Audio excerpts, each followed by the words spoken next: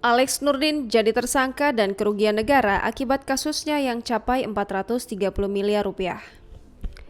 Mantan Gubernur Sumatera Selatan Alex Nurdin ditetapkan sebagai tersangka dalam perkara dugaan korupsi terkait pembelian gas bumi oleh Perusahaan Daerah Pertambangan dan Energi Sumatera Selatan tahun 2010-2019 oleh Kejaksaan Agung.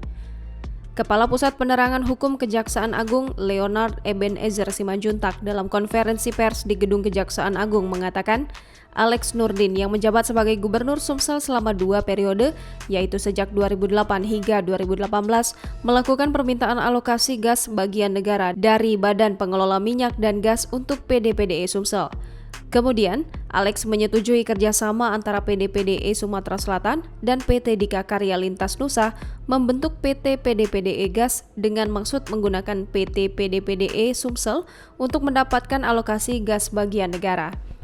Politikus Partai Golkar itu pun langsung ditahan oleh penyidik Kejaksaan Agung Rutan Kelas 1 Cipinang, Cabang Rutan KPK, alasannya untuk mempermudah proses penyidikan.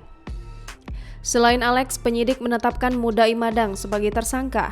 Ia ditahan di Rutan Salemba Cabang Kejaksaan Agung. Mudai Madang yang merangkap jabatan sebagai Direktur PT DKLN, Komisaris Utama PT PD-PDE Gas, dan Direktur PT PD-PDE Gas menerima pembayaran yang tidak sah berupa fee marketing dari PT PD-PDE Gas.